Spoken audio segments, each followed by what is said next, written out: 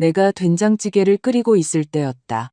며느리가 국자로 내 머리를 내리쳤다. 어머님은 요리를 대체 어떻게 하시는 거예요? 이 무능한 양반아. 서아의 고함과 함께 뜨거운 쇠붙이가 관자놀이를 지지는 듯한 고통이 느껴졌다. 거실에 앉아있던 아들 민주는 아무것도 듣지 못했다는 듯, 아무렇지 않다는 듯, 그저 텔레비전 볼륨을 높일 뿐이었다. 5분 뒤 주방에서 귀가 먹먹할 정도의 굉음이 울려 퍼졌다. 냄비와 그릇, 그리고 바닥에 내동댕이 쳐진 내 몸이 뒤엉킨 소리였다. 민주는 달려와 주방문 앞에서 얼어붙었다. 어머니, 대체 무슨 짓을 하신 거예요? 그는 속삭였다. 산산조각 난 내 자존심의 잔해 속에 쓰러져 있는 나를 보면서 말이다.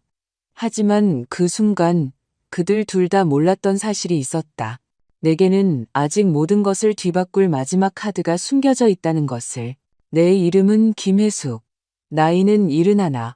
수십 년간 남을 위해 빵을 굽느라 굳은 살이 박인 손과 얼마 전까지 가족의 의리를 맹목적으로 믿었던 심장을 가졌다. 얼마나 어리석었던가. 얼마나 눈이 멀었던가. 6개월 전 나는 남편 박진우를 땅에 묻었다. 50년의 결혼 생활은 어느 4월의 오후 남편이 뒷마당 제라늄에 물을 주다 심장이 멈추면서 허무하게 증발해버렸다. 무릎을 꿇은 채 갈색 구두 위로 여전히 물을 떨구고 있는 호스를 손에 쥔 남편을 발견한 건 나였다. 그날 이후 나의 세상은 침묵과 빛바랜 사진들로 채워졌다. 만지기만 해도 아픈 추억들로 가득한 너무나도 큰 집에 홀로 남겨졌다.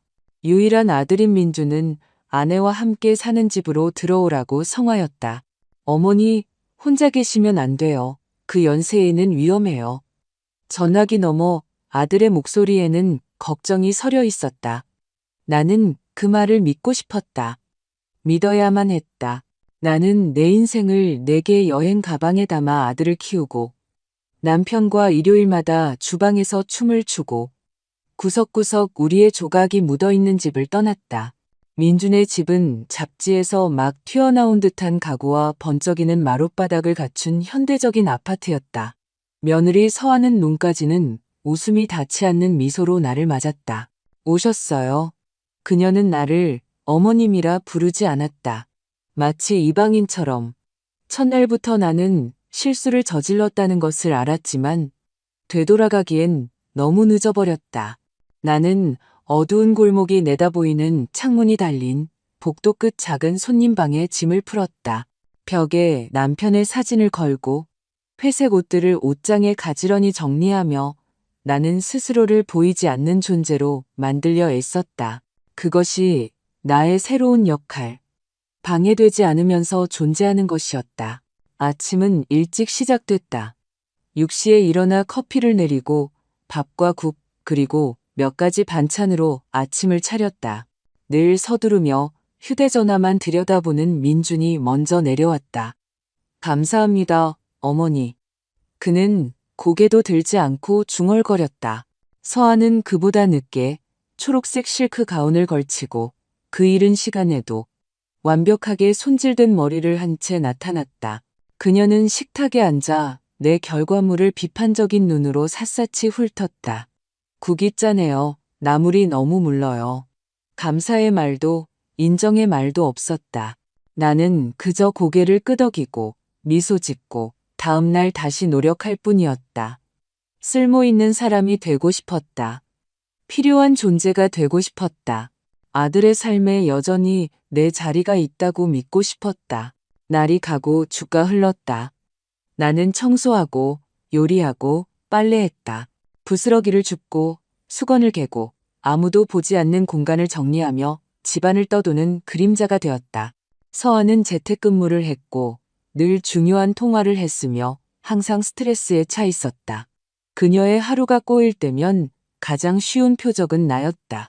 이걸 왜 여기에 두셨어요? 그녀는 내가 탁자 위에 잊어버린 컵을 가리키며 소리쳤다. 제대로 하시는 게 하나도 없으시네요. 민주는 그 순간에도 있었지만 아무 말도 하지 않았다. 그저 고개를 돌릴 뿐이었다. 마치 자신의 문제가 아니라는 듯, 내가 자신의 어머니가 아니라는 듯, 벽시계가 똑딱거리는 소리를 들으며 밤을 지새운 날들이 있었다. 내가 뭘 잘못했을까? 어머니로서 어디서 실패한 걸까? 왜 내 아들은 내가 이런 취급을 받도록 내버려 두는 걸까? 눈물은 소리 없이 베개를 적셨고 나는 동이 트기 전에 눈물을 닦았다. 약한 모습을 보일 수 없었다.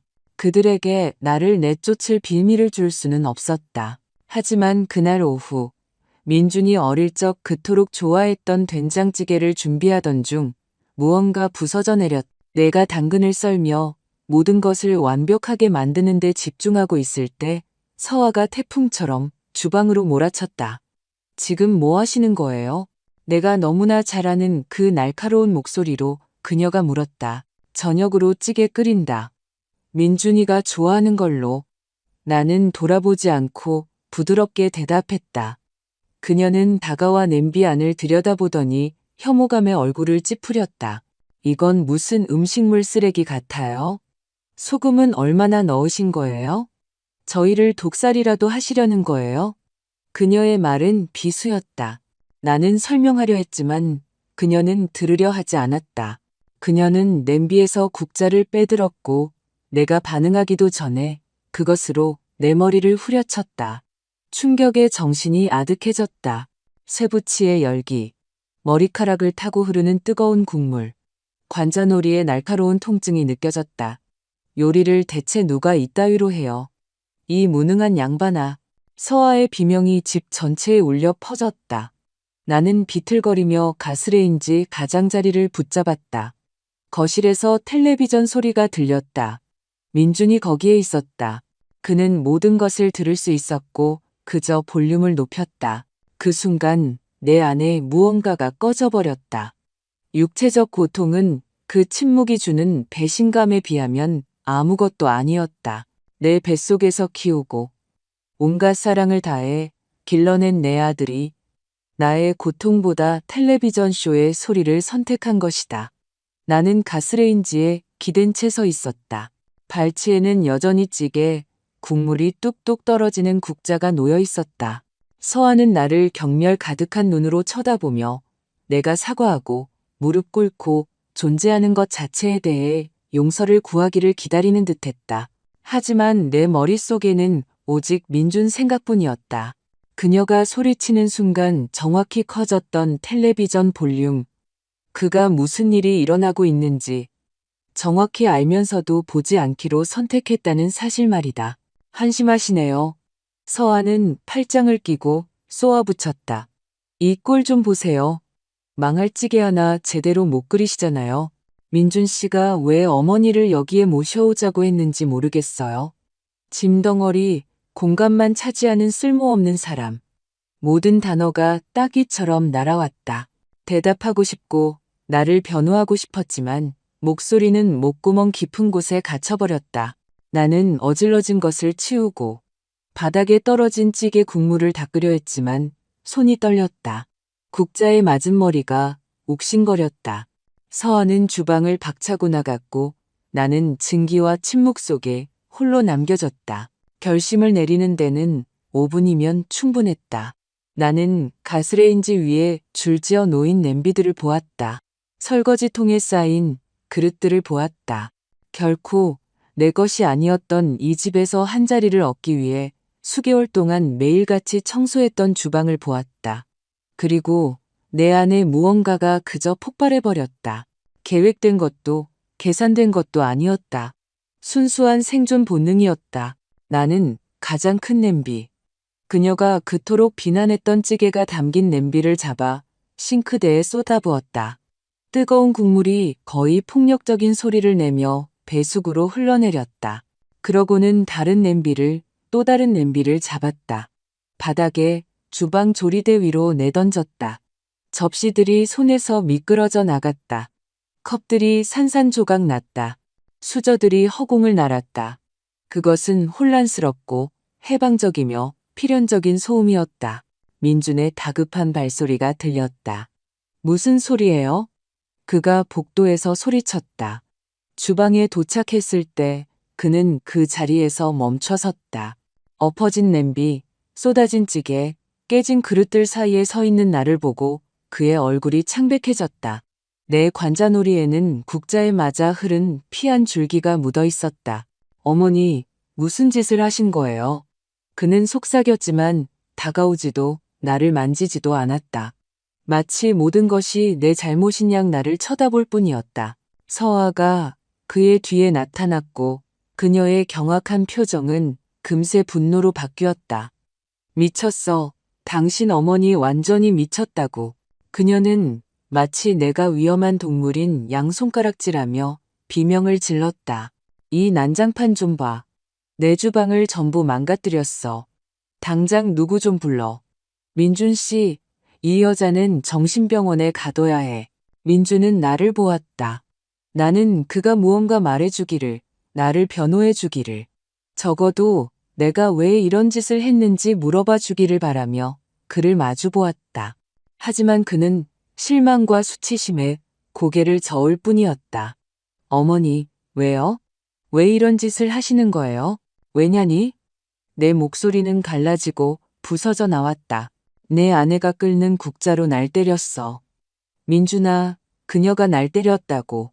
그리고 넌 텔레비전 볼륨을 높였지. 그 말들은 칼날처럼 튀어나왔다. 그는 혼란스러운 듯 혹은 혼란스러운 척하며 눈을 깜빡였다. 못 들었어요. 어머니, 전 몰랐어요. 거짓말쟁이. 그 단어는 독처럼 우리 사이에 걸렸다.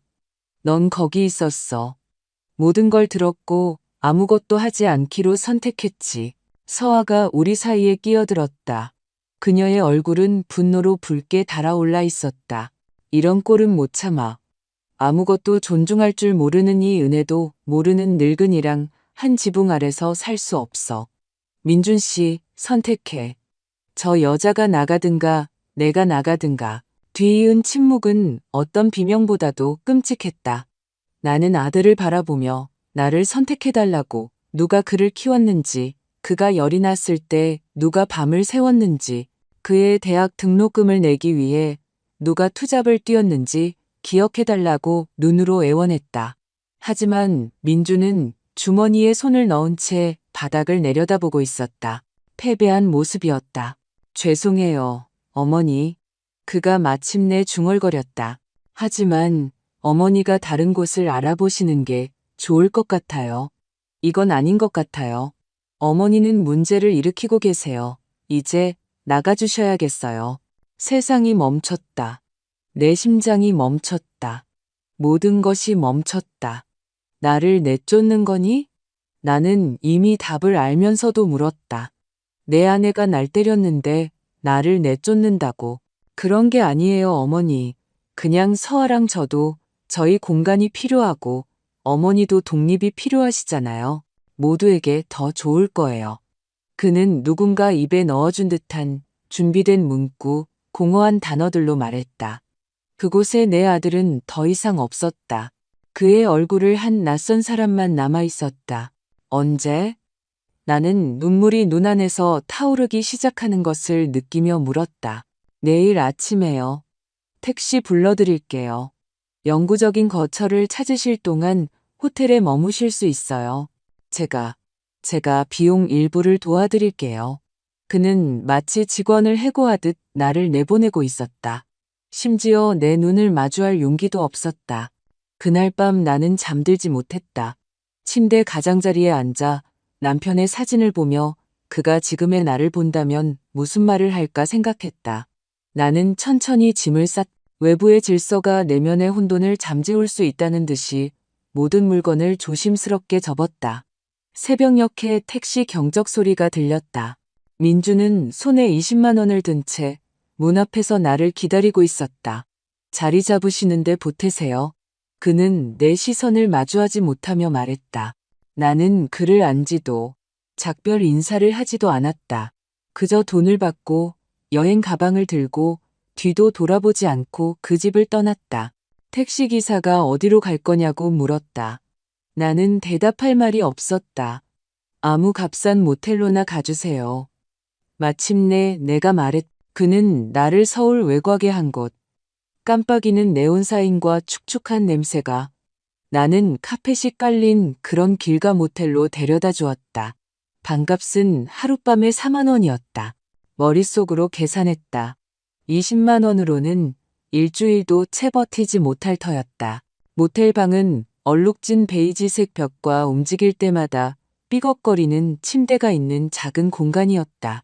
창문 너머로는 밤새 차들이 드나드는 주차장이 보였다. 간판에 네온 불빛이 몇 초마다 깜빡이며 모든 것을 병적인 붉은빛으로 물들였다. 나는 그 침대에 앉아 수개월 만에 처음으로 거리낌 없이 울었다. 조용한 눈물이 아니었다. 가슴속 어두운 곳에서부터 터져나오는 깊은 흐느낌이었다. 수년간 쌓인 고통, 삼켜온 굴욕, 말하지 못한 단어들. 나는 더 이상 내가 알아보지 못하는 세상에 나를 홀로 남겨두고 떠난 남편을 위해 울었다. 한때 나를 껴안으며 영웅이라 불렀던 아이 민준을 위해 울었다. 그리고 나 자신을 위해, 한때의 나, 그리고 이제는 누구인지 모르는 나를 위해 울었다. 눈물이 마르자 공허함만이 남았다. 나는 잔인한 형광등 불빛 아래 욕실 거울 속의 나를 보았다. 71살의 여인이 나를 마주 보고 있었다. 깊은 주름, 부은 눈, 헝클어진 백발. 관자놀이에는 국자에 맞은 보라색 멍이 있었다. 나는 상처를 부드럽게 만졌다. 육체적 고통이 이름없는 다른 고통에 비하면 차라리 위안이 되는 것 같았다. 날짜 감각이 무뎌지기 시작했다. 나는 방 안에만 머물며 보이지도 않는 텔레비전을 켜놓고 최소한의 것만 먹었다. 복도에 있는 자판기에서 무언가를 사기 위해 밖으로 나갈 뿐이었다. 짭짤한 과자, 인스턴트 커피, 그래놀라바. 한 번은 기계가 내 마지막 2,000원을 삼키고 아무것도 내놓지 않았다. 나는 돈이 사라지는 것을 보며 서 있었고 그것이 내 인생의 완벽한 비유라고 느꼈다. 민준에게 문자를 보냈다. 처음에는 위험을 지키려 했다. 아들, 얘기 좀 해야겠다. 답이 없었다. 다음엔 좀 더 직접적으로 시도했다. 민준아, 돈이 떨어져 간다. 침묵. 마침내 나는 시도를 멈췄다. 메시지는 읽음으로 표시되었지만 답장은 오지 않았다. 마치 바닥 없는 구덩이에 소리치는 것 같았다. 일주일 뒤 돈이 바닥났다. 불룩한 배와 피곤한 눈을 한 40대 남자인 모텔 접수원이 내 방문을 두드렸다.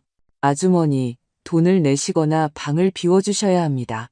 그의 목소리는 잔인하지 않았지만 그저 직업적이고 무관심했다. 나는 내 상황을 설명하고 하루만 더 달라고 애원했지만 그는 고개를 저을 뿐이었다. 죄송합니다만 그게 규칙이라서요. 나는 다시 짐을 쌌다. 이제는 시체처럼 무겁게 느껴지는 네 개의 여행 가방. 나는 어디로 가야 할지 모른 채 타는 듯한 태양 아래 주차장을 가로질러 가방들을 끌었다. 몇 시간을 걸었다. 발이 아팠다. 손에는 무거운 짐 때문에 물집이 잡혔다. 하지만 나는 계속 걸었다. 멈추는 것은 갈 곳이 없다는 것을 인정하는 것을 의미했기 때문이다. 나는 서울역 근처의 한 공원에 다다랐다. 나무 아래에는 쇠벤치가 있었고 비둘기들은 부스러기를 쪼아 먹고 있었으며 아이들은 그네를 타고 놀고 있었다.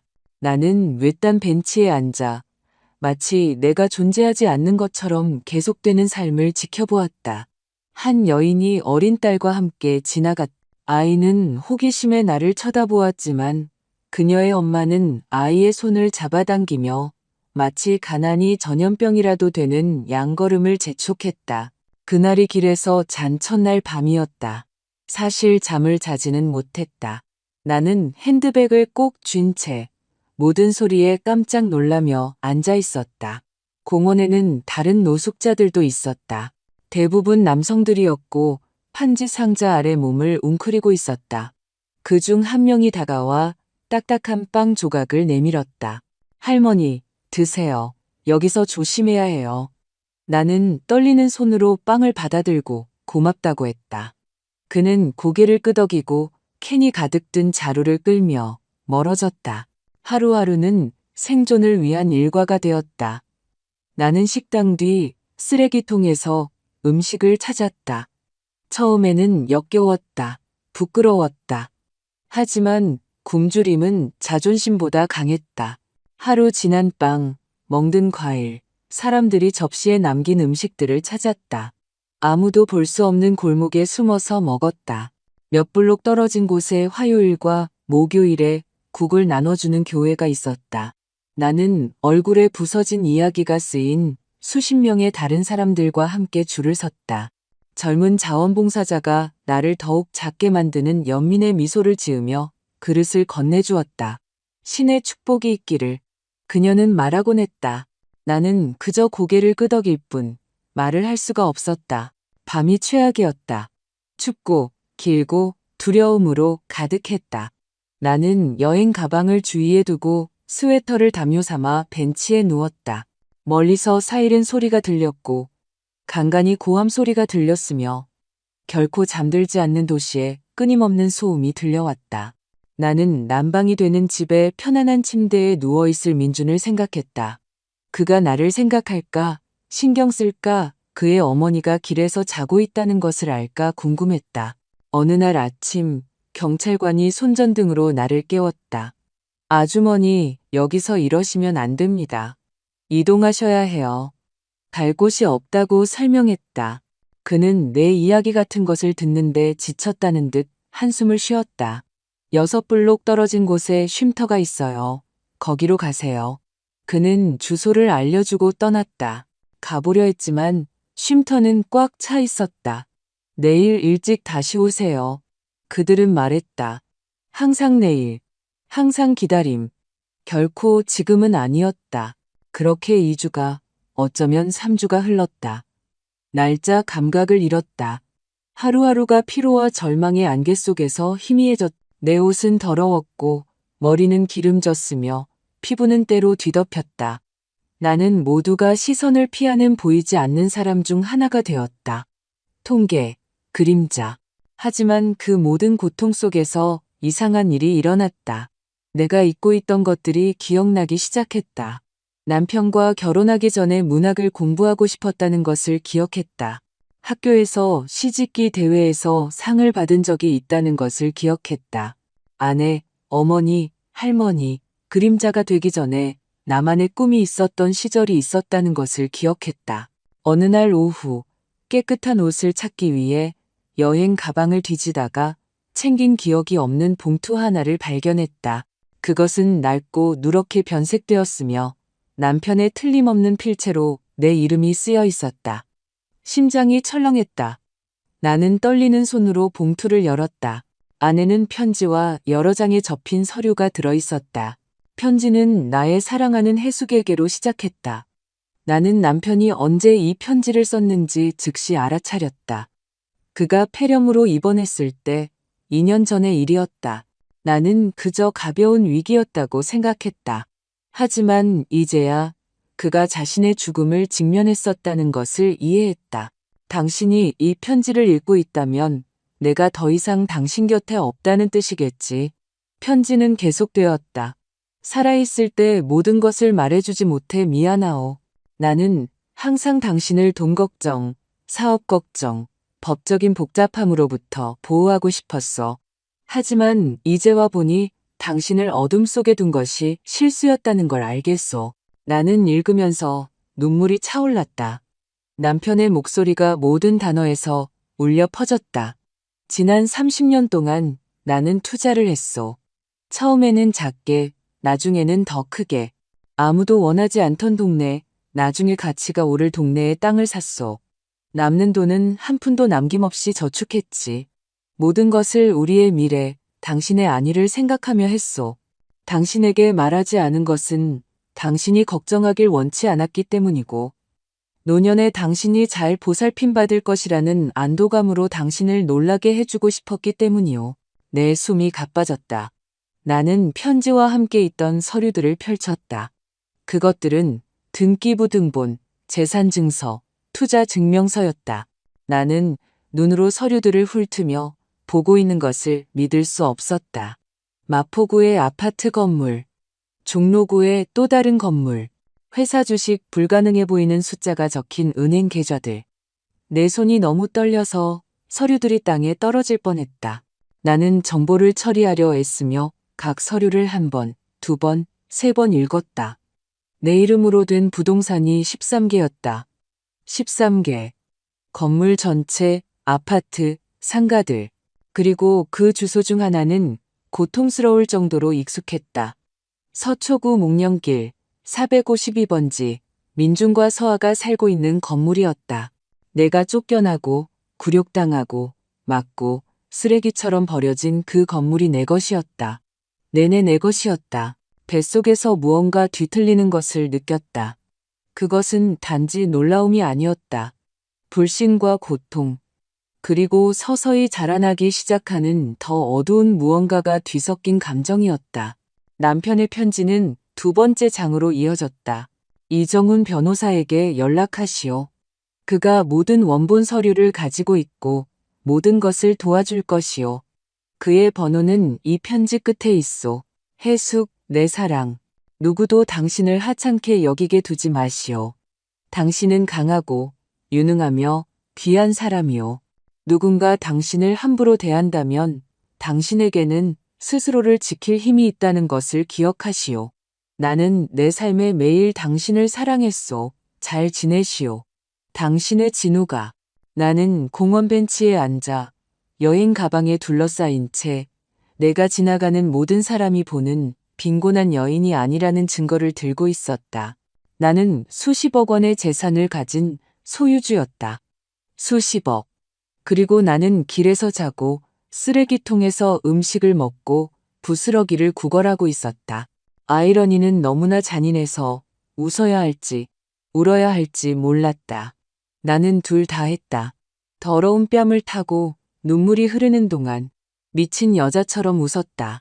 지나가는 사람들은 연민이나 두려움으로 나를 보며 공원에 미친 늙은 여자에게서 멀어졌다. 하지만 나는 더 이상 그 여인이 아니었다. 어쩌면 여전히 그랬을지도 모른다. 하지만 이제 나는 그들이 모르는 무언가를 알고 있었다. 나는 소지품을 뒤져 아직 작동하는 공중전화를 찾았다. 떨리는 손가락으로 이정훈 변호사의 번호를 눌렀다. 3번 울린 후 전문적인 목소리가 답했다. 네, 이정훈 법률사무소입니다. 무엇을 도와드릴까요? 이정훈 변호사님과 통화하고 싶습니다. 박진우 씨 건으로요.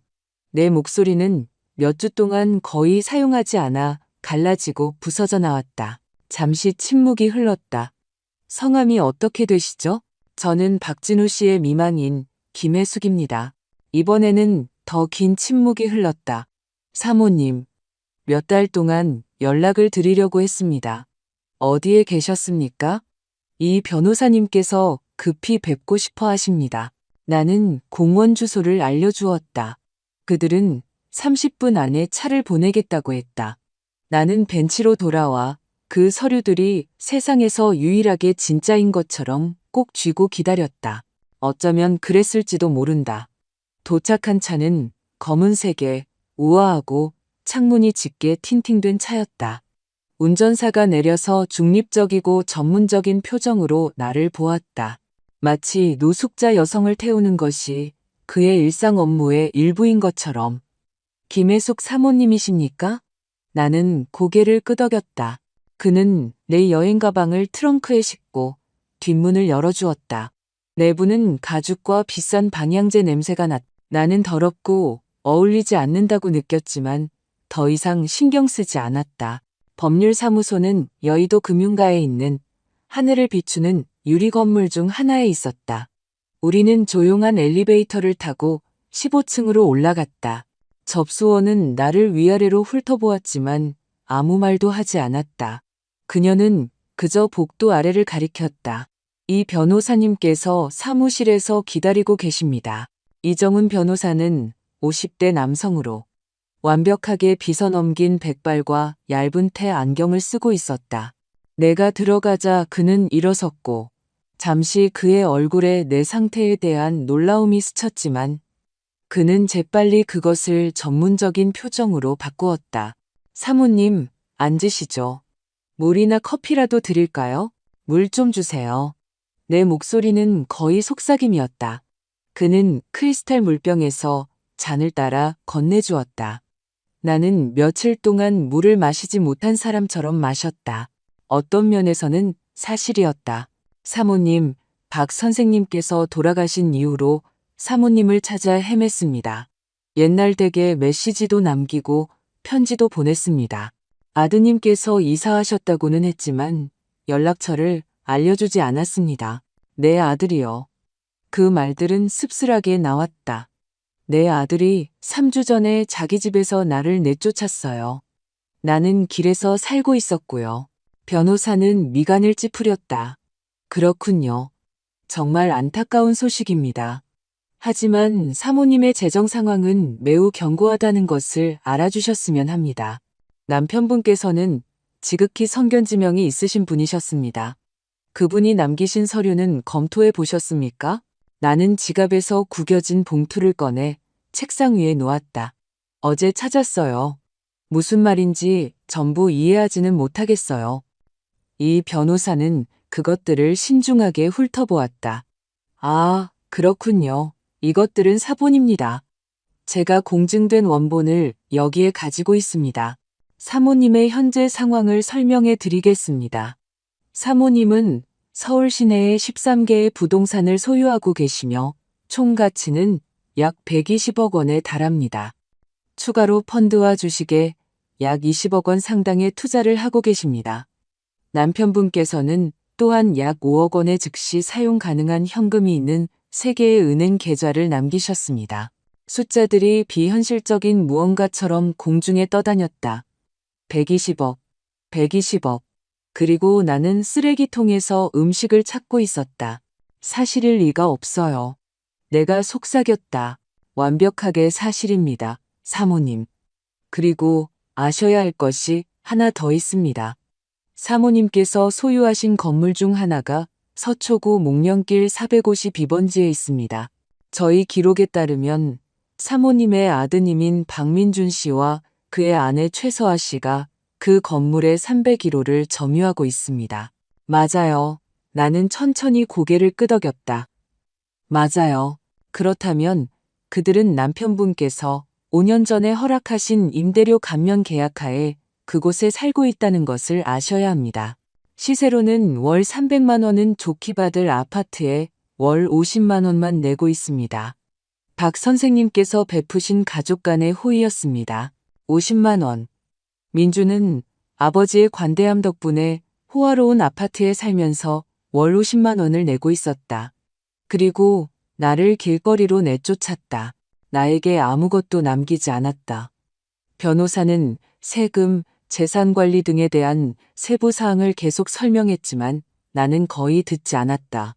내 마음은 다른 것을 처리하고 있었다. 그 계약 취소할 수 있나요? 나는 갑자기 그를 가로막으며 물었다. 이 변호사는 멈추고 나를 유심히 보았다. 사모님께서 소유주이십니다. 사모님의 재산으로 원하시는 것은 무엇이든 하실 수 있습니다. 하지만 저희가 따라야 할 법적 절차가 있습니다. 통보 없이 그들을 그냥 내쫓을 수는 없습니다. 아직은 내쫓고 싶지 않아요. 그 말들은 차갑고 계산적으로 나왔다. 임대료를 시세에 맞게 조정하고 싶어요. 월 300만 원이라고 하셨죠. 그렇게 내게 하세요. 변호사는 천천히 고개를 끄덕였다. 그것은 사모님의 권리입니다. 계약 조건 변경에 대해 30일 전에 통지해야 합니다. 정말 진행하시겠습니까? 완전히요. 이 변호사는 컴퓨터에 메모했다.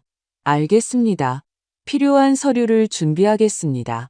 이제 사모님, 저희가 처리해야 할 더 시급한 문제들이 있습니다. 사모님의 주거 상황 같은 것들요. 몇 가지 선택지가 있습니다. 비어있는 사모님의 부동산 중 한 곳으로 이사하시거나 무엇을 하실지 결정하시는 동안 제가 임시거처를 찾아드릴 수 있습니다. 다른 건물들을 보고 싶어요. 전부 다요. 내가 정확히 무엇을 소유하고 있는지 알고 싶어요. 물론입니다. 내일부터 방문을 준비할 수 있습니다. 그동안 제가 호텔 방을 마련해 드리겠습니다. 사모님께서 쉬시고 회복하실 수 있는 적절한 곳으로요. 그는 일어나서 전화를 걸었다. 몇 분 만에 모든 것이 조정되었다. 시내의 5성급 호텔, 이그제큐티브 스위트, 모든 비용은 내 계좌에서 지불되었다. 내가 떠나기 전 이 변호사는 은행카드 한 장을 건네주었다. 이것은 사모님의 당좌 예금 계좌 중 하나에 연결되어 있습니다. 즉시 사용 가능한 비용으로 5천만 원이 있습니다. 필요하신 만큼 사용하십시오. 그리고 사모님, 한 가지 더. 남편분께서 만약 사모님께서 어려운 상황에서 저를 찾아오신다면 전해달라고 부탁하신 것이 있습니다. 약속하게 하셨죠. 그는 서랍에서 봉인된 봉투를 꺼냈다. 그분께서 말씀하시길 만약 내 해숙이 삶에 지쳐 당신을 찾아온다면 이걸 건네주고 내가 항상 그녀가 생각하는 것보다 강하다는 것을 알고 있었다고 전해주시오. 나는 더 이상 그렇게 떨리지 않는 손으로 봉투를 받았다. 이 변호사 앞에서 바로 열었다. 그것은 남편의 또 다른 편지였다. 이번에는 더 짧고 두꺼운 종이에 검은 잉크로 쓰여 있었다.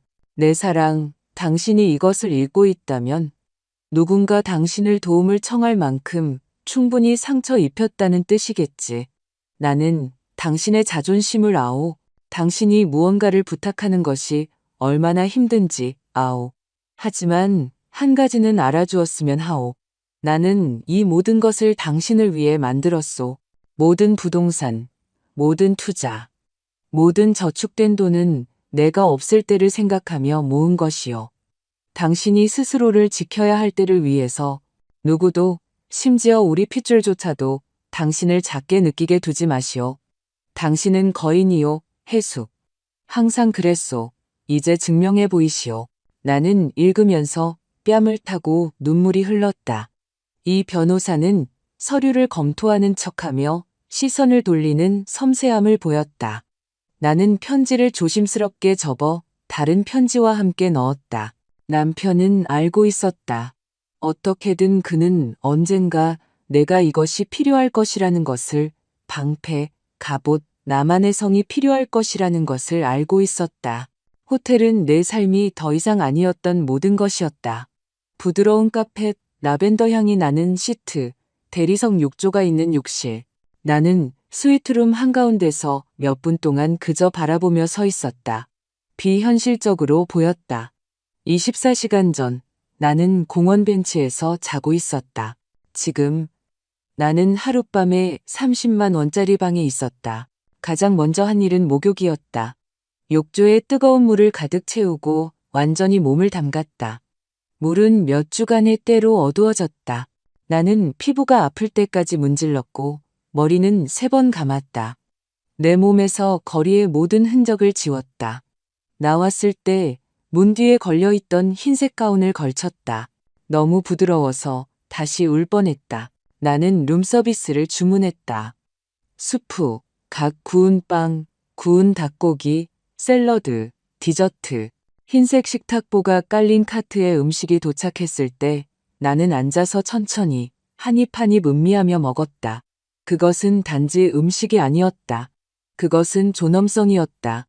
그것은 힘이었다. 그것은 내가 그림자 이상의 무언가로 여전히 존재한다는 증거였다. 그날 밤 나는 12시간을 내리잤다. 놀라지도 두려워하지도 춥지도 않게 잤다. 일어났을 때 커튼 사이로 햇빛이 들어오고 있었고 순간 내가 어디에 있는지 기억나지 않았다. 그러고 나서 모든 것이 돌아왔다. 서류들, 돈, 부동산, 나의 새로운 현실. 다음 며칠 동안 이 변호사는 나를 데리고 내 소유의 각 부동산을 보여주었다. 아파트 건물, 상가, 심지어 강남의 작은 쇼핑센터까지 각 장소는 남편의 조용한 노력의 수년을 대표했다. 인내와 비전으로 이루어진 투자. 그는 모든 것이 어떻게 작동하는지 임대계약, 유지보수, 월 수입에 대해 설명했다. 나는 성실한 학생처럼 듣고 메모했다. 모든 부동산의 순수입은 월 약사 500만 원입니다. 어느 날 그의 사무실에서 보고서를 검토하며 그가 말했다. 세금과 유지 보수 비용을 제외하면 연간 약 5억 원의 수입을 기대할 수 있습니다. 원금은 건드리지 않고서요. 연간 5억 원. 그리고 나는 교회에서 국 한 그릇을 구걸하고 있었다. 아이러니는 여전히 잔인했다. 하지만 이제 다른 무언가가 있었다. 내 마음속에 계획이 형성되고 있었다. 차갑고 계산적이며 인내심 있는 계획. 이 변호사님, 몇 가지 변화를 줘야겠어요. 어느 날 오후 내가 말했다. 하지만 아무도 내가 배후에 있다는 것을 모르게 조용히 진행되어야 해요. 그는 의자의 등을 기대며 흥미로워했다. 어떤 종류의 변화 말입니까? 첫째, 목련길 건물. 아들의 임대료를 시세에 맞게 올리고 싶어요. 우리가 논의한 대로요. 하지만 그 건물의 다른 모든 계약도 검토해 주세요. 다른 특별 협약, 할인된 가격, 베풀어진 호의가 있다면 모든 것을 정상요금으로 되돌리고 싶어요. 모두 다요? 그 건물이 자선단체가 아니라 진짜 사업체처럼 운영되길 원해요. 이 변호사는 고개를 끄덕이며 메모했다. 가능합니다. 또 다른 것은요? 새 옷을 사고 싶어요. 내 외모를 바꾸고 싶고요. 그리고 사업체 이름이 필요해요. 서류에 서명하고 계약서에 나타날 수 있는 이름요. 아무도 김혜숙이 이 모든 것의 주인이라는 것을 알게 하고 싶지 않아요. 법인 유한회사를 설립할 수 있습니다. 이름을 정하고 모든 서류는 그 이름으로 서명됩니다. 사모님은 숨겨진 수혜자가 되시는 거죠.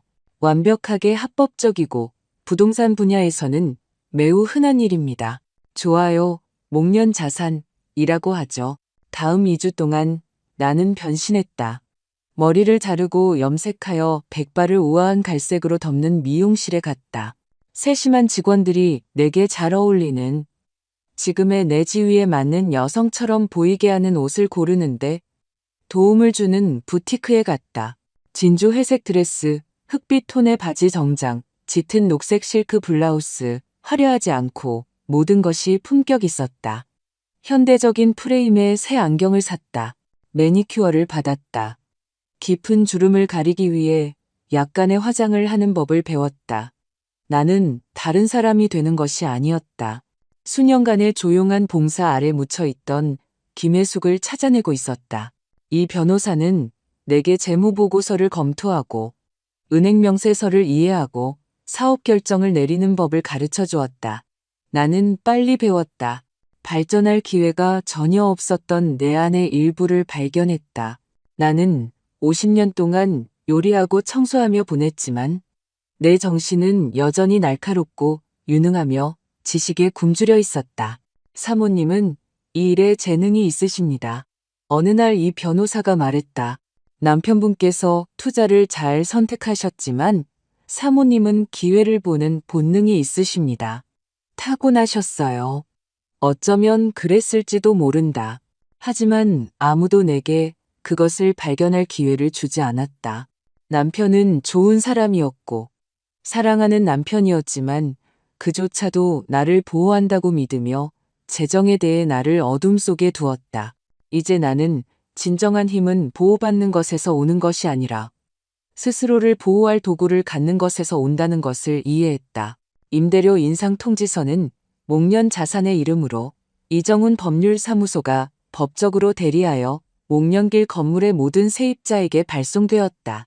인상은 법적 한도 내에서 정당화되었지만 특히 수년 동안 할인된 요금을 내고 있던 사람들에게는 상당한 금액이었다.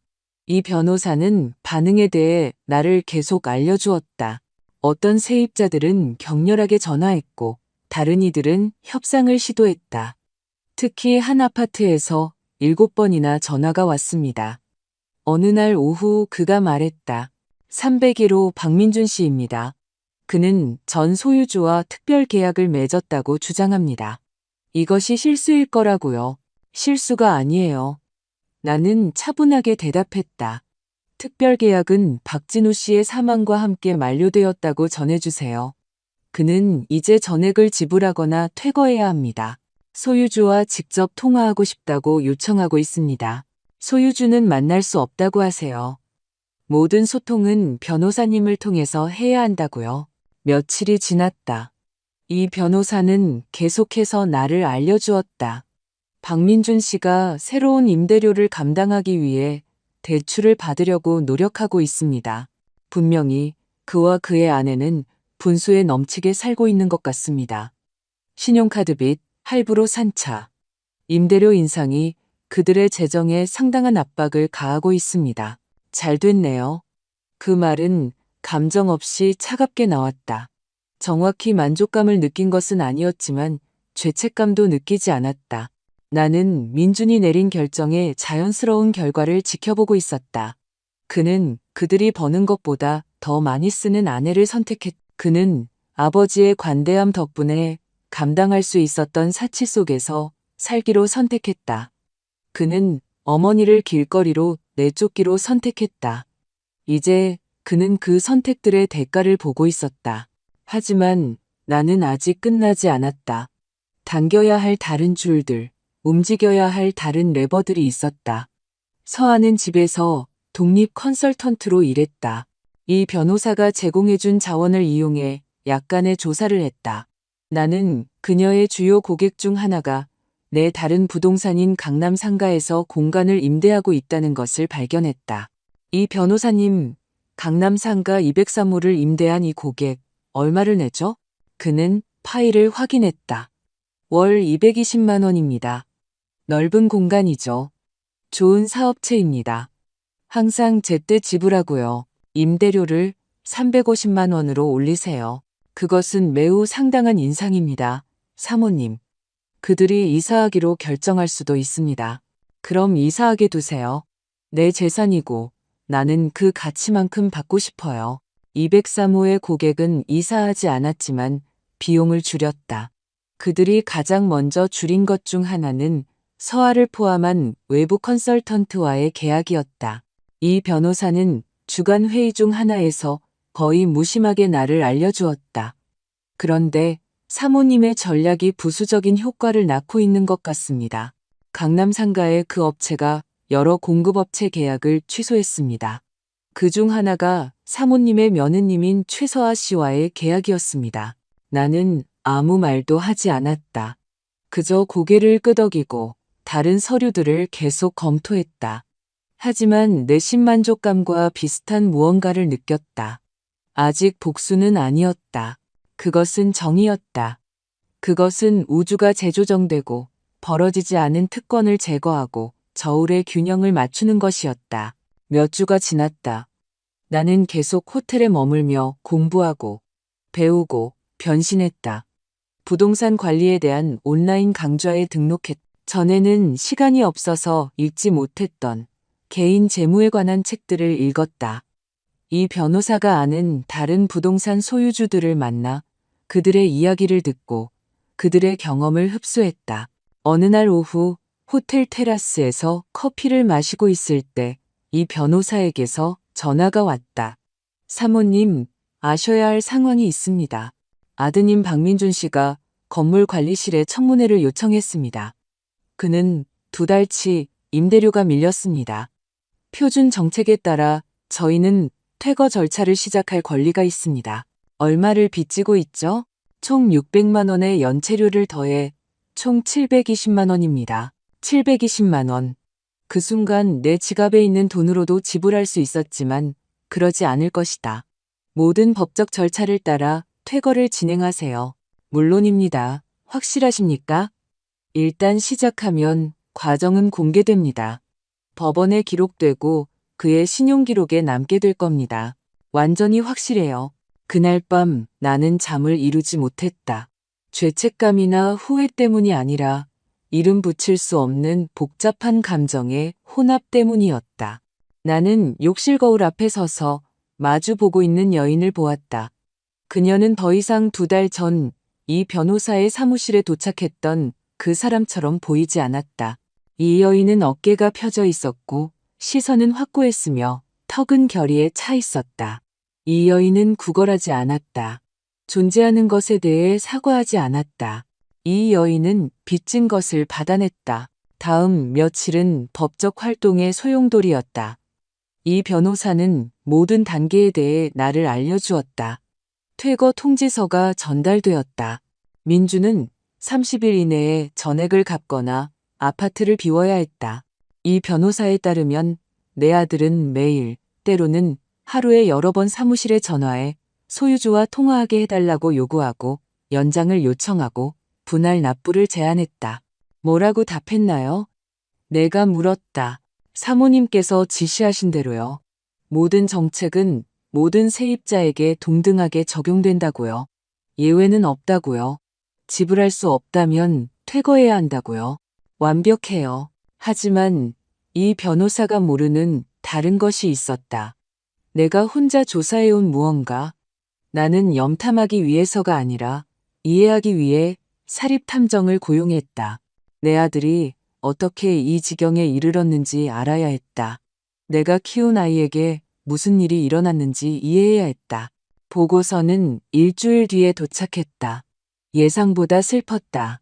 민주는 영업 관리자로서 괜찮은 급여를 받았지만 서한은 들어오는 것에 3배를 썼다.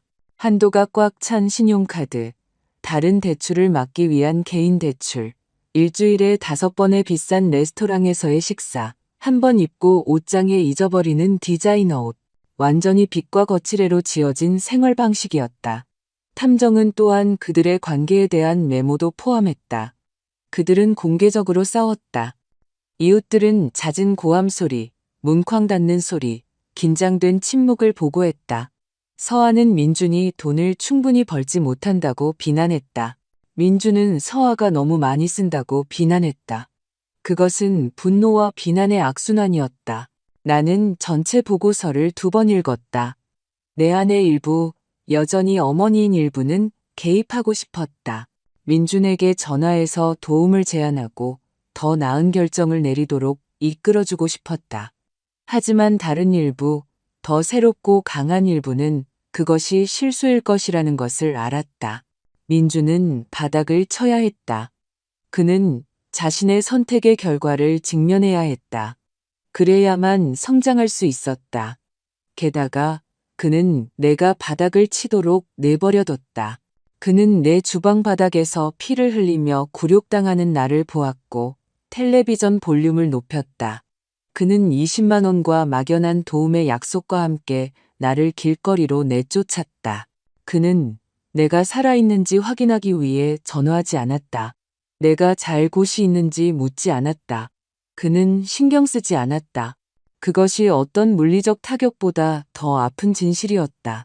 내 아들은 나를 집에서 내쫓기 훨씬 전부터 나에 대해 신경 쓰지 않았다. 어쩌면 그는 정말로 신경 쓴 적이 없었을지도 모른다. 어쩌면 그는 나를 마침내 버릴 방법을 찾은 상속된 부담으로만 보았을지도 모른다. 퇴거 기간 28일째 이 변호사가 내게 전화했다. 민준 씨가 돈을 냈습니다. 어떻게든 돈을 구했더군요. 오늘 아침에 720만 원 전액을 지불했습니다. 나는 실망감과 비슷한 무언가를 느꼈다. 어디서 돈을 구했을까요? 확실하지는 않지만 추측이 있습니다. 제가 모니터링하는 신용보고서에 새로운 청구가 있습니다. 고금리 대부업체에서의 개인 대출입니다. 이자율이 32%입니다. 아마 거기서 빌렸을 겁니다. 이자율 32%. 민주는 하나의 빚을 더 나쁜 빚으로 교환했다. 그는 시간을 벌었지만 아무것도 해결하지 못했다. 알겠어요. 계속 모니터링해 주세요. 변동사항이 있으면 알려주세요. 2주 후 다음 임대료 지불일이 돌아왔다. 아니, 돌아오지 않았다. 민주는 다시 연체했다. 이번에는 기다리지 않았다. 즉시 퇴거 절차를 시작하세요. 나는 이 변호사에게 말했다. 추가 경고 없이요. 규칙을 글자 그대로 적용하세요. 이 모든 것이 법률 및 금융 세계에서 일어나는 동안 나는 개인적인 변화를 계속했다. 아침에는 요가 수업에 등록했다. 운동이 필요해서라기보다는 다른 사람을 섬기는 끊임없는 소음 없이 스스로와 조용히 있는 법, 숨쉬는 법, 존재하는 법을 배워야 했기 때문이다. 나는 또한 글쓰기를 시작했다. 갈색 가죽 노트와 우아한 펜을 사서 매일 밤 자기 전에 정확히 일기는 아니었지만 내가 누구였는지, 지금 누구인지, 누가 되고 싶은지에 대한 성찰, 생각들이었다. 나는 남편에 대해, 우리가 함께한 세월에 대해, 내가 그에게 결코 말하지 못한 것들에 대해 썼다. 나는 민준에 대해, 모성에 대해, 사랑이 때로는 충분하지 않다는 것에 대해 썼다. 어느 날 오후, 호텔 테라스에서 글을 쓰고 있을 때 한 노부인이 내 옆 테이블에 앉았다. 그녀는 80세쯤, 어쩌면 그 이상이었을 것이다. 완벽하게 손질된 백발과 꿰뚫어 보는 듯한 파란 눈을 가졌다. 방해해서 미안해요. 그녀가 부드럽게 말했다. 하지만 여기서 몇 번 봤어요. 항상 글을 쓰고 항상 혼자 있더군요. 그리고 몇 년 전에 제 자신을 떠올리게 하네요. 나는 예의상 미소 지었다. 그녀가 무언가를 팔거나 설교하려는 서두일 것이라고 예상했지만 그녀는 그저 계속했다. 저도 인생의 늦은 변혁을 겪었어요. 남편이 죽은 후 나는 그 없이는 내가 누구인지 몰랐다는 것을 발견했죠. 나는 아내, 어머니, 할머니였지만 결코 나 자신이었던 적은 없었어요. 그래서 그걸 배워야 했죠. 당신도 그런 경우인가요? 그녀의 말은 불편할 정도로 정확하게 나를 찔렀다. 비슷한 것 같아요. 나는 인정했다. 어려운 부분은 당신이 누구인지 발견하는 것이 아니에요. 그녀는 수평선을 바라보며 말했다. 어려운 부분은 그것이 되도록 스스로에게 허락하는 것이죠. 특히 당신이 발견한 사람이 다른 사람들이 당신이 되기를 기대하는 사람이 아닐 때요. 그녀는 나를 똑바로 보았다. 하지만 그만한 가치가 있어요. 완전히요. 그녀는 일어서서 내 어깨를 두드리고 떠났다. 나는 그녀의 이름을 몰랐다. 다시는 그녀를 보지 못했지만 그녀의 말은 내 안에 남아 깊은 곳 어딘가에서 울려 퍼졌다. 그녀가 옳았다. 어려운 부분은 남편 없이, 민준 없이, 희생적인 어머니의 역할 없이 김혜숙이 누구인지 발견하는 것이 아니었다. 어려운 부분은 그 사람이 되도록 스스로에게 허락하는 것이었다. 빚진 것을 받아내는 사람, 자동으로 용서하지 않는 사람, 경계를 설정하고 그것이 존중되게 만드는 사람. 퇴거 절차는 무자비하게 진행되었다. 이 변호사는 이틀마다 업데이트를 보내주었다. 민주는 피할 수 없는 것을 지연시키기 위해 기술적인 허점을 찾으려 애쓰는 값싼 변호사를 고용했다. 그들은 임대료 인상이 과도했고 특정 절차가 지켜지지 않았으며 더 많은 시간을 받을 자격이 있다고 주장했다. 하지만 이 변호사는 모든 것을 글자 그대로 했다. 모든 서류는 순서대로였고 모든 통지는 정확하게 전달되었다. 탈출구는 없었다. 퇴거 심리는 다음 주 목요일로 예정되어 있습니다. 어느 날 오후 이 변호사가 알려주었다. 형식적인 절차입니다. 저희가 가진 서류로는 판사가 저희 편에 판결을 내릴 겁니다. 아드님은 판결 후 최대 10일 이내에 퇴거해야 합니다. 거기 갈게요. 내가 갑자기 말했다. 이 변호사는 놀라며 눈썹을 치켜 올렸다. 심리예요? 그럴 필요 없습니다, 사모님.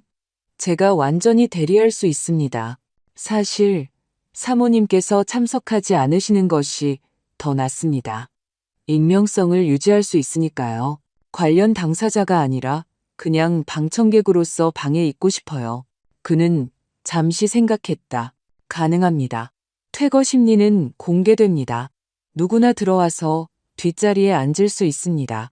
그들이 사모님을 알아보지 못하는 한 문제없습니다. 목요일은 비를 위협하는 회색 하늘과 함께 도착했다. 나는 짙은 회색 바지 정장과 아이보리색 실크 블라우스를 선택하며 신중하게 옷을 입었다. 머리는 낮은 쪽으로 묶었다. 새 안경을 쓰고 약간의 미묘한 화장을 했다. 나는 거울 속의 나를 보았고 민준이 알아보지 못할 여인을 보았다. 나는 더 이상 그의 주방에서 찌개를 끓이는 구부정한 어머니가 아니었다. 나는 다른 사람, 더 강한 사람이었다. 법원은 낡은 종이와 묵은 커피 냄새가 나는 복도가 있는 오래된 건물이었다. 나는 일찍 도착해서 심리가 열릴 사모법정의 마지막 벤치에 앉았다. 자신의 사건을 기다리는 다른 사람들이 있었고 모두 법률 시스템이 만들어내는 그 불안하고 피곤한 표정을 하고 있었다. 민주는 예정된 시간 15분 전에 도착했다. 그는 서아와 그들의 변호사, 더 좋은 시절을 보았을 법한 양복을 입은 젊은 남자와 함께 왔다. 내 아들은 끔찍해 보였다. 그는 살이 빠졌고 깊은 다크서클이 있었다. 머리는 헝클어져 있었다. 반면에 서아는 법원에는 너무 우아한 에메랄드 그린 드레스를 입고 완벽하게 단장하고 있었다. 하이힐, 흠잡을 데 없는 화장. 하지만 그녀의 표정은 간신히 억제된 분노의 표정이었다. 그들은 나에게 등을 돌리고 앞에 앉았다. 나는 연극을 보듯 멀리서 분석적으로 그들을 관찰했다. 서아는 민준의 귀에 무언가를 속삭이며 갑작스러운 제스처를 하며 분명히 짜증이 나 있었다. 그는 그저 고개를 끄덕일 뿐 패배했고 논쟁할 기력도 없었다.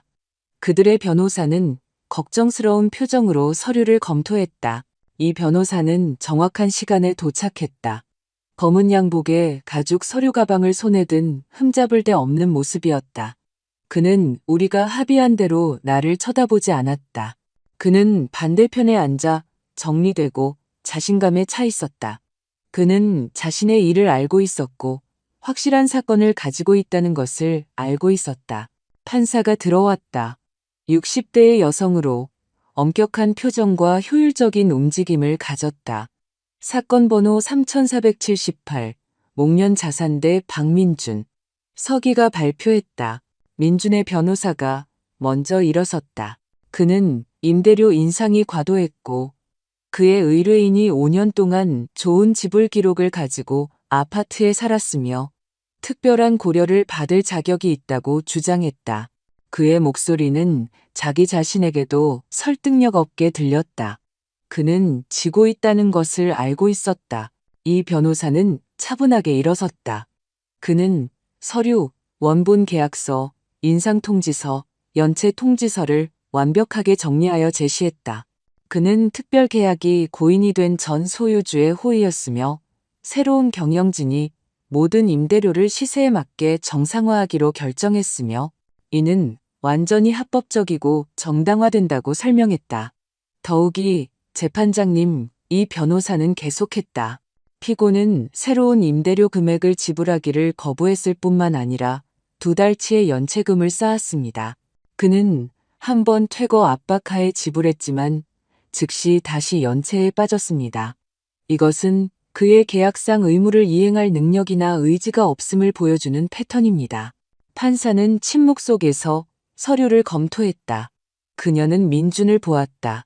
박민준 씨, 현재 새로운 조건 하에 2달치 임대료를 빚지고 있는 것이 맞습니까? 민준은 힘겹게 일어섰다. 네, 재판장님. 하지만 인상이 너무 갑작스러웠습니다.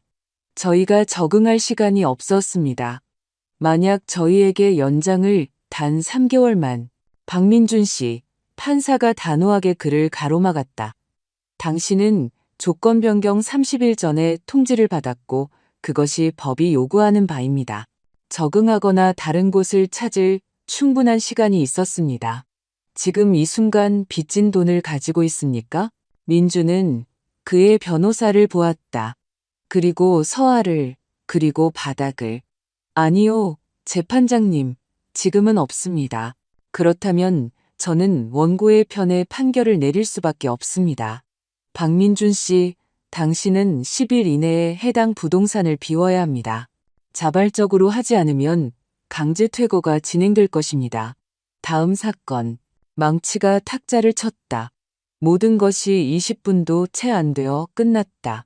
민주는 방금 일어난 일을 처리할 수 없다는 듯이 제자리에 마비된 채 남아 있었다. 서아가 폭발했다. 이건 불공평해요. 이럴 순 없어요. 우리에겐 권리가 있어요. 그녀는 판사를 향해 소리쳤다. 하지만 너무 늦었다. 다음 사건이 발표되고 있었다. 그들의 변호사가 그녀의 팔을 잡아 그녀가 법정 모독죄로 기소되기 전에 법정 밖으로 데리고 나가려 했다. 서한은 부패와 학대에 대한 일관성 없는 것들을 외치며 저항했다. 민주는 패배의 상징 그 자체로 발을 끌며 조용히 그녀를 따랐다. 그들은 나를 쳐다보지도 않고 내 벤치를 지나갔다. 나는 방 안의 또 다른 사람, 보이지 않고 중요하지 않은 존재일 뿐이었다. 나는 그들이 떠날 때까지 지켜보았다. 그러고 나서 몇 분 더 앉아 있었다. 현실이 스며들게 했다. 내가 이겼다. 법적으로, 공식적으로 내가 이겼다. 하지만 예상했던 희열은 느끼지 못했다. 그저 폭풍이 지나간 후와 같은 일종의 공허함만 있었다. 나는 연문으로 법원을 나섰다. 이 변호사는 근처 커피숍에서 기다리겠다고 말했었다. 나는 이미 두 잔의 커피가 놓인 뒷자리 테이블에서 그를 찾았다. 글쎄요. 내가 앉아 그가 말했다. 계획대로 됐습니다. 네. 기분이 어떠십니까? 나는 그 질문에 대해 생각했다. 내가 어떻게 느꼈을까? 이상해요. 마침내 인정했다. 문을 닫은 것 같아요. 하지만 그 너머에 무엇이 있는지 아직 모르겠어요. 이 변호사는 이해한다는 듯 고개를 끄덕였다. 오늘 하신 일은 잔인한 것이 아니었습니다. 사모님. 그저 공정한 것이었습니다. 아드님께서 그를 여기까지 이끈 결정들을 내렸습니다. 사모님께서는 그저 그가 그 결정들의 자연스러운 결과를 직면하게 하신 것뿐입니다. 알아요. 이성적으로는 알아요. 하지만 그는 여전히 내 아들이에요. 그건 변하지 않아요. 그들이 변해도요. 우리는 침묵 속에서 커피를 마셨다. 이 변호사는 더 말하라고 강요하지 않았다. 그는 그런 점이 좋았다. 침묵이 말보다 더 유용할 때를 아는 것. 잠시 후 그는 서류 가방에서 폴더를 꺼냈다. 보여드릴 것이 있습니다. 오늘 아침에 도착했습니다. 목련길 건물의 다른 세입자 중 한 분의 요청입니다. 나는 폴더를 열었다. 그것은 목련 자산 앞으로 온 손편지였다. 105호 세입자인 정미영이라는 여성이 쓴 것이었다. 그녀는 야간 근무 간호사로 일하며 두 아이를 둔 미혼모이며 항상 임대료를 제때 냈다고 설명했다. 그녀는 매우 정중하게 그녀의 경우 임대료 인상을 제고하거나 적어도 인상을 몇 달에 걸쳐 단계적으로 적용해 줄 수 있는지 물었다. 그녀는 지불 영수증 4본, 소득증명서, 고용주의 추천서를 첨부했다. 나는 편지를 2번 읽었다. 어떻게 생각하세요? 내가 이 변호사에게 물었다. 사모님의 결정입니다. 법적으로 예외를 둘 의무는 없습니다. 하지만 이 여성은 진실해 보이고 흠잡을 데 없는 지불 기록을 가지고 있습니다. 나는 내가 모르는 아이들을 부양하기 위해 야간 근무를 하는 정미영을 생각했다. 내가 그녀의 입장에 있었던 적이 몇 번이나 있었는지, 약간의 배려, 약간의 은혜를 구걸했던 적이 몇 번이나 있었는지 생각했다. 그녀의 제안을 받아들이세요.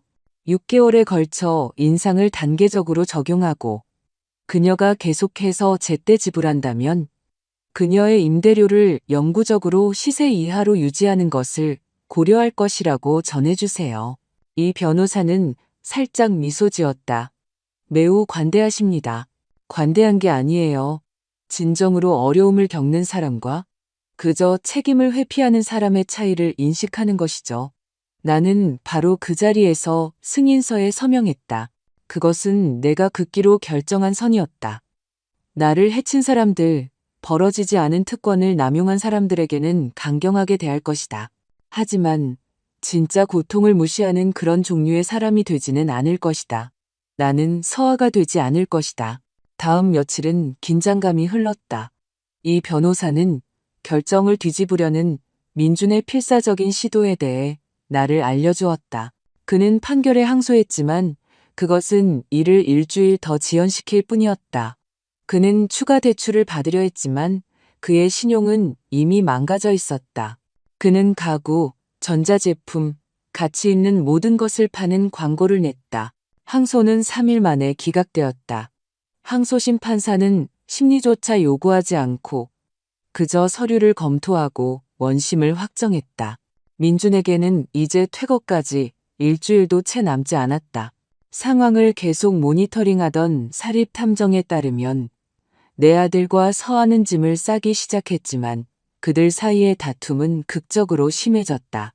이웃들은 매일 밤 고함 소리를 보고합니다. 탐정이 전화로 알려주었다. 어제 최서하 씨가 여행 가방 2개를 들고 건물을 떠나 택시를 탔습니다. 아직 돌아오지 않았습니다. 분명히 친구 집에 머무는 것 같습니다. 그리고 민주는요? 그는 여전히 혼자 짐을 싸고 있습니다. 한이웃이 어젯밤 그가 상자를 엘리베이터로 옮기면서 복도에서 오는 것을 봤다고 합니다. 그 이미지는 예상보다 더 아팠다.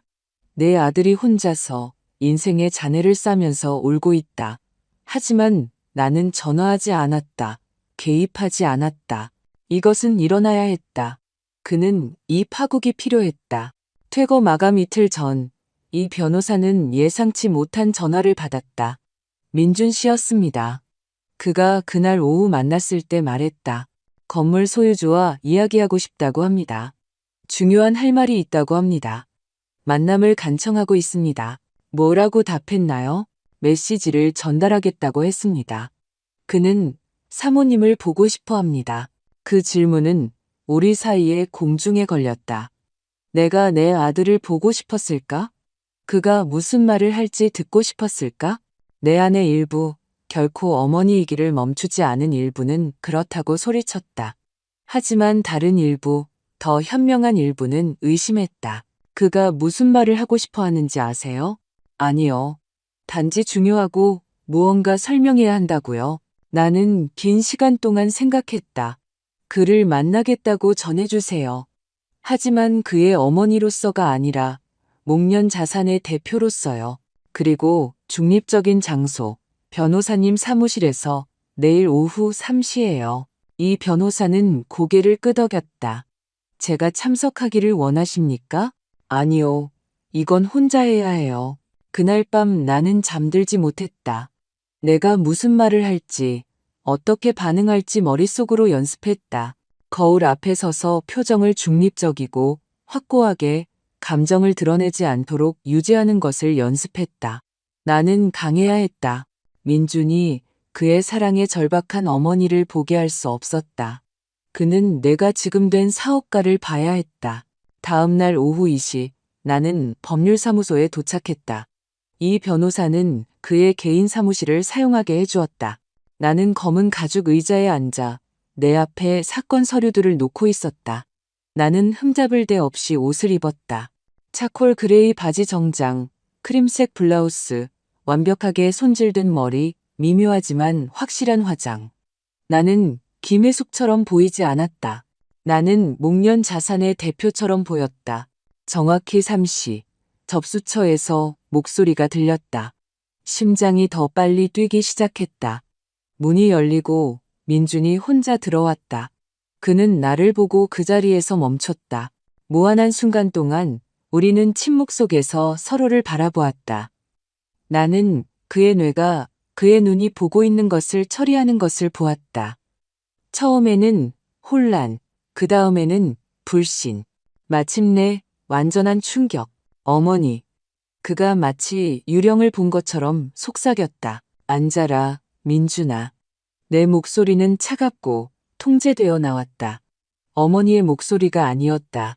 소유주의 목소리였다. 그는 책상 앞 의자를 향해 비틀거리며 걸어왔다. 내게서 눈을 뗄 수 없었다. 아니, 이해가 안 돼요. 여기서 뭐 하시는 거예요? 왜 이렇게 입고 계세요? 어디에 계셨어요? 제가 찾았어요. 어머니, 제가 전화했어요. 문자도 보냈고요.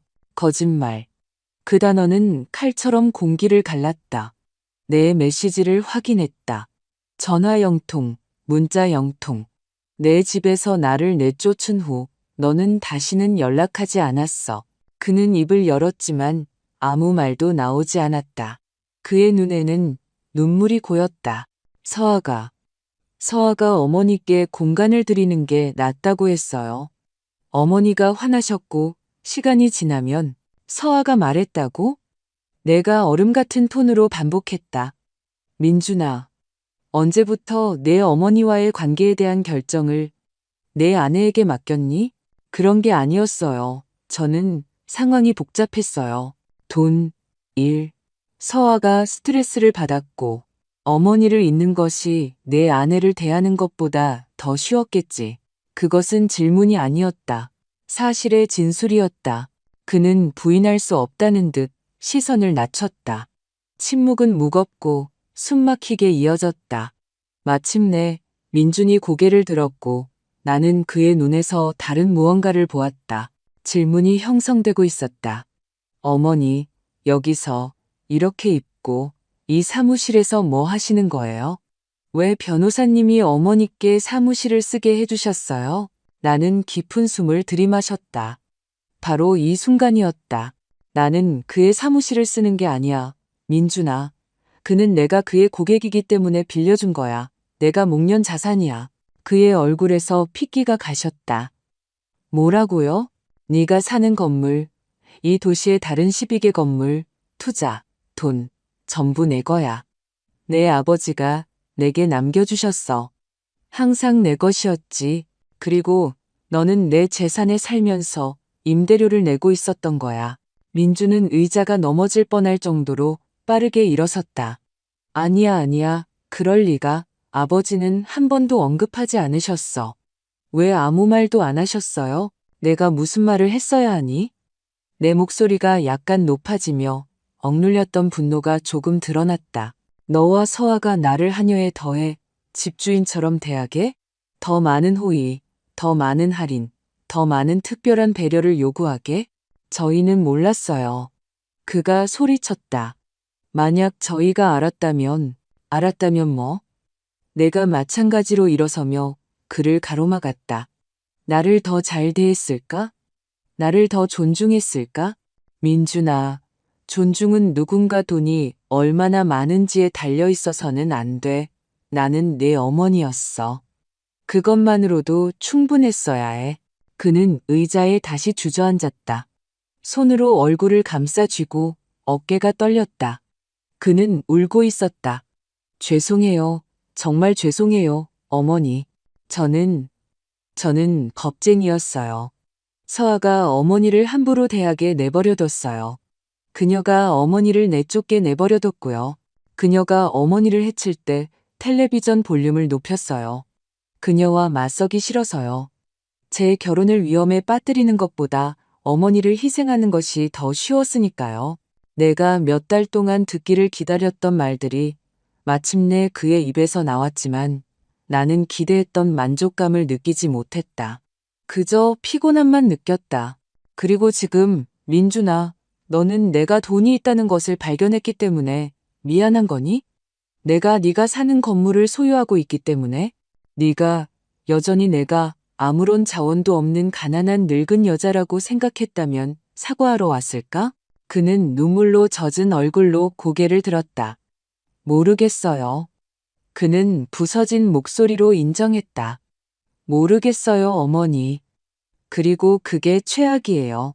제가 어떤 사람이 되었는지 모르겠어요. 그런 짓을 한 남자, 어머니를 길거리에 내버려둔 남자, 품위보다 편안함을 선택한 남자를 알아보지 못하겠어요. 적어도 그는 정직했다. 그것은 무언가였다. 나는 다시 앉았다. 더 차분해졌다.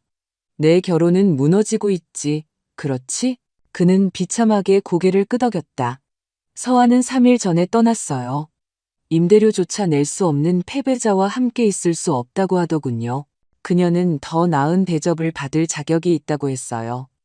이 모든 게 제 잘못이라고요. 너는 어떻게 생각하니?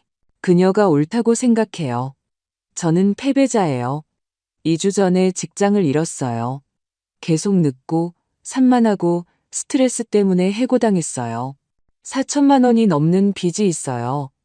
신용은 망가졌고 이틀 뒤면 노숙자가 될 거예요. 아이러니하죠. 그렇죠?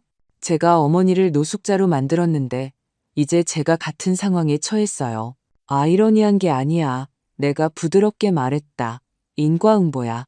그는 붉게 부은 눈으로 나를 보았다. 제가 고통받는 걸 보러 오신 거예요? 그게 원하셨던 건가요? 복수요. 그 질문은 나를 멈추게 했다. 그것이 내가 원했던 것일까? 나는 몇 주 동안 말을 움직이고 줄을 당기고 압력을 가했다. 내 아들이 조각조각 무너지는 것을 지켜보았다. 그리고 지금 그가 내 앞에 완전히 부서진 채로 있었다. 나는 만족감을 느꼈을까? 아니. 마침내 나는 내 자신의 대답에 놀라며 말했다. 복수를 원하지 않았어. 정의를 원했어. 네가 버려지고 무시당하고 아무 가치도 없는 것처럼 취급받는 것이 어떤 기분인지 이해하기를 원했어. 네가 바닥을 쳐서 제대로 다시 일어설 수 있기를 원했어. 그리고 제가 그걸 해냈나요? 그가 거의 들리지 않는 목소리로 물었다. 저는 바닥을 쳤어요. 너는 어떻게 생각하니? 그는 긴 시간 동안 생각했다. 그런 것 같아요. 지금보다 더 낮아질 수는 없다고 생각해요. 직업도, 아내도, 돈도, 집도, 존엄성도, 어머니도 없이요. 마지막 두 단어는 찢어지는 속삭임으로 나왔다. 나는 그의 말들이 우리 사이에 떠다니게 하며 침묵을 지켰다. 민주는 바닥에 도달했다. 나는 그의 눈에서, 그의 어깨가 축 처진 방식에서, 그의 무릎 위에서, 손이 떨리는 방식에서 그것을 볼 수 있었다. 이것이 내가 기다려온 순간이었다. 내 아들이 마침내 자신의 행동의 무게를 이해한 순간, 그 모든 것 중에서 최악이 뭐였는지 아니, 민준아? 마침내 내가 말했다. 국자로 맞은 게 아니었어. 길에서 잔 것도 아니었고, 쓰레기통에서 음식을 찾은 것도 아니었어. 텔레비전 볼륨이 올라가는 소리였어. 내 아들이 고통에 찬 내 비명을 듣고 아무것도 하지 않기로 선택했다는 것을 아는 것이었지. 그는 손으로 얼굴을 가리며 흐느꼈다. 죄송해요. 정말 죄송해요. 시간을 되돌릴 수만 있다면, 하지만 넌 할 수 없어. 내가 그를 가로막았다. 아무도 할 수 없어. 우리는 단지 우리에게 남은 시간으로 무엇을 할지 결정할 수 있을 뿐이야. 민주는 희망과 두려움이 뒤섞인 표정으로 고개를 들었다. 뭐, 이제 어떻게 되는 거예요? 나는 의자에 등을 기대며 그를 살폈다. 내 아들, 내가 품에 안았던 아기, 넘어졌을 때 내게 달려왔던 아이, 대학에 가기 전에 나를 껴안았던 10대. 그 모든 것이 여전히 거기에 있었다. 나쁜 결정과 비겁함 아래 묻혀 있었다. 하지만 나를 배신한 남자도 있었다. 두 버전 모두 진짜였다. 퇴거는 진행될 거야. 내가 단호하게 말했다. 취소하지 않을 거야. 너는 그 아파트를 떠나야 해. 그 삶을 뒤로하고 떠나야 해. 그의 얼굴이 무너져 내렸다. 이해해요. 어머니께 아무것도 요구할 권리가 없어요. 단지 한 가지만 여쭤봐도 될까요? 그 몇 달 동안 어디에 계셨어요? 부동산을 발견하기 전에 어떻게 살아남으셨어요? 나는 그에게 말했다. 전부는 아니지만 충분히. 공원에서의 밤, 굶주림, 추위, 내 마지막 돈을 삼킨 기계. 모든 단어는 내가 그에게 밝히는 것을 지켜보는 화살이었다. 그는 그것을 들어야 했다. 그는 그의 유기의 전체 대가를 이해해야 했다. 내가 끝냈을 때 민주는 숨기려 하지 않고 공개적으로 울고 있었다. 제가 최악의 방식으로 어머니를 실망시켰어요. 아버지는 저를 부끄러워하실 거예요. 어디에 계시든 제가 어머니께 한 짓 때문에 저를 미워하실 거예요. 내 아버지는 널 사랑하셨어. 내가 부드럽게 말했다. 네가 실수를 저질렀을 때조차도. 하지만 그는 또한 진정한 사랑이란 때로는 사람들이 자신의 행동의 결과를 직면하게 두는 것을 의미한다는 것을 아셨. 그래서 그분께서 나를 위해 이 유산을 만드신 거야. 내가 언젠가 필요하다면 나 자신을 지킬 자원을 갖도록 언젠가 절 용서하실 건가요? 그 질문은 공중에 걸렸다. 진실은 나는 몰랐다. 모르겠다, 민준아. 용서는 내가 강요할 수 있는 게 아니야. 네가 마침내 사과했기 때문에 켜는 스위치가 아니야. 그것은 과정이야. 그리고 먼저 나는 절망에서 태어난 예쁜 말뿐만 아니라 진짜 변화를 봐야 해. 그는 손등으로 눈물을 닦으며 고개를 끄덕였다. 제가 뭘 할 수 있을까요? 제가 변했다는 걸 어떻게 보여드릴 수 있을까요? 내게 무언가를 보여주는 것에 관한 게 아니야. 네가 되고 싶은 남자가 되는 것에 관한 거야. 내 아버지가 아들이라고 부르기를 자랑스러워했을 남자. 나는 일어서서 회의가 끝났음을 알렸다. 너에게는 퇴거까지 이틀이 남았어. 그 시간을 현명하게 사용해라. 민주는 마치 모든 움직임이 엄청난 노력을 요하는 것처럼 천천히 일어섰다. 문 앞에서 그는 멈춰서서 돌아섰다. 어머니, 마지막으로 한 가지만요. 제가 머물 곳을 찾고 제 삶을 정리하게 되면 제가 어머니께 전화해도 될까요? 단지 어머니께서 괜찮으신지 알기 위해서라도요. 나는 내 대답을 신중하게 생각했다. 시도해 볼 수는 있겠지. 하지만 내가 받을 거라고 보장하지는 않아. 말뿐만 아니라 행동을 보기 전까지는. 그는 조건을 받아들이며 고개를 끄덕였다. 저를 만나주셔서 들어주셔서 감사합니다. 제가 그럴 자격이 없었다는 걸 알아요. 그리고 그는 떠났다. 나는 사무실에 홀로 남아 방금 일어난 일의 무게를 느끼고 있었다. 내가 상상했을지도 모르는 폭발적인 대립은 아니었다. 비명이나 극적인 거절은 없었다. 그저 피할 수 없는 결과의 접시에 담겨 나온 차갑고 단단한 진실뿐이었다. 다음 며칠은 일종의 감정적 림보 속에서 보냈다. 이 변호사는 민준이 마감 하루 전에 아파트를 비웠다고 알려주었다. 그는 장소를 깨끗하게 남겼고 열쇠는 정확하게 반납했다. 건물 경비원에 따르면 그는 단 3개의 여행 가방과 완전한 패배의 표정을 하고 택시를 타고 떠났다고 한다. 어디로 갔는지 아세요? 나는 묻는 나 자신을 미워하며 물었다. 아니요, 사모님. 말하지 않았습니다. 내 아내의 일부는 조사하고 그가 어디에 있는지 알아내고 적어도 그가 머리 둘 곳은 있는지 확인하고 싶었지만 나는 참았다. 민주는 성인이었다. 그는 이것을 스스로 해결해야 했다. 나는 계속해서 그를 구출할 수 없었다. 서아는 그녀의 입장에서는 완전히 사라졌다. 내 소식통에 따르면 그녀는 모든 것을 민준 탓으로 돌리며 다른 도시의 부모님 집으로 돌아갔다고 한다. 그녀는 소셜미디어의 약한 남자와 낭비된 시간에 대한 글을 올렸지만 재앙에 대한 자신의 역할은 결코 언급하지 않았다. 전형적이었. 아파트가 비자 나는 변화를 주기로 결정했다. 디자이너를 고용했고 우리는 공간을 완전히 리모델링했다. 새 바닥, 새 페인트, 현대적인 가전제품, 301호는 건물의 보석이 되었다. 나는 일주일도 안 되어 한 젊은 전문직 종사자에게 월 350만 원에 임대했다. 하지만 리모델링이 필요한 것은 건물만이 아니었다. 나도 그랬다. 호텔을 떠나 진짜 집을 만들 때가 되었다고 결정했다.